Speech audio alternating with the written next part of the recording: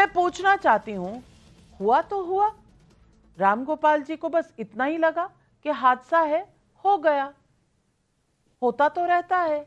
ये तो वही सैम पिट्रोडा वाली बात हुई, 1984 के दंगे, हुआ तो हुआ, 121 लोग ही तो मरे हैं, क्यों सवाल पूछ रहे हो?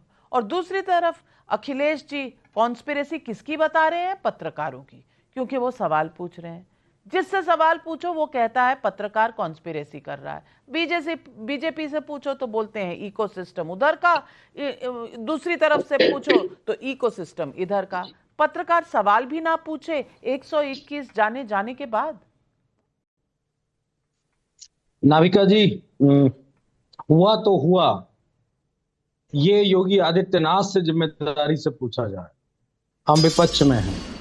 हादसा और साजिश अगर विपक्ष से पूछा जाएगा तो विपक्ष उसको एज इट इज बताने की कोशिश करेगा। हम कोई कंट्रोवर्शियल चीज नहीं कहना चाहेंगे। हम ये कह दें साजिश है तब भी सरकार फेल है, हादसा है तब भी सरकार फेल है।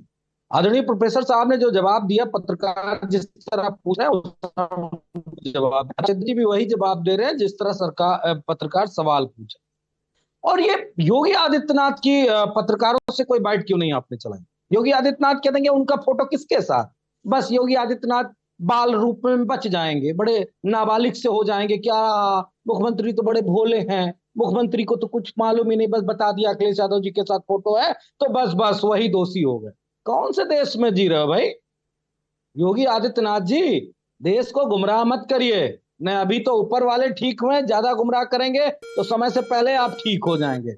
ये पूर्ण रूप से प्रशासन की नाकामी है, पूर्ण रूप से इस सत्ता में बैठे जिम्मेदार लोगों की नाकामी है। उस नाकामी को छुपाने के लिए समाजवादी पार्टी का नाम लेंगे, हमारे आदरणीय नेताओं का नाम लिया जाएगा। तो एक बात बता दे रहा हूं, आज की डेट में उत्तर प्रदेश में बैठा मुख्यमंत्री पूर्ण रूप से राजनीतिक गद्दी बचाने में लगा है। उत्तर प्रदेश में क्या घटनाएं घट रही, इससे उनका कोई सरोकार नहीं।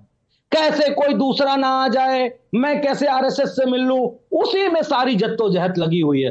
दोबारा मुख्यमंत्री जी समाजवादी पार्टी का नाम मत लीजिएगा। ये बता दीजिए ना, फिर आपके नेता क्यों कह रहे हैं हादसा था, हादसा हुआ? नाम लेने से घबराते हैं क्या? क्योंकि पत्रकार तो पूछ रहे हैं बाबा जी पर कोई एक्शन होना चाहिए, लेकिन आप नहीं पूछ रहे। तो राकेश त्रिपाठी जी, मैं पूछना चाहती हूं, उधर मनोज यादव जी की पार्टी जो है वो बच रही है, इधर आप बच रहे हैं। 121 परिवारों का गुनाहगार कौन है? आज जनता को बता दीजिए, किसी की जवाबदेही है कि नहीं? क्योंकि एक डीएम, एक एसएसपी, कोई एक्शन नहीं है किसी पर। 6 लोग गिरफ्तार हुए हैं, लेकिन वो 6 सेवादार वो एक्स्ट्रा वाले सेवादार हैं। जो मेन सेवादार है उसका भी आता पता नहीं, बाबा जी का तो कोई नाम ही नहीं ले रहा। क्या चल रहा है? लेकिन नाविका, एक बात मैं स्पष्ट कर दूं कि ना हम बच रहे हैं, ना हम किसी को बचा रहे हैं और किसी को बचाने भी नहीं देंगे। जो दोषी हैं उनके खिलाफ ठोस और कठोर कार्रवाई होते हुए आपको दिखाई पड़ेगी। इस पूरे मामले में जो एसआईटी गठित की गई है, एडीजी जोन, वो इस पूरे क्रिमिनल मामले की जानकारी कर रही है। इस मामले में जो एक एफआईआर दर्ज हुई है उसकी विवेचना सीओ हाथरस कर रहे हैं।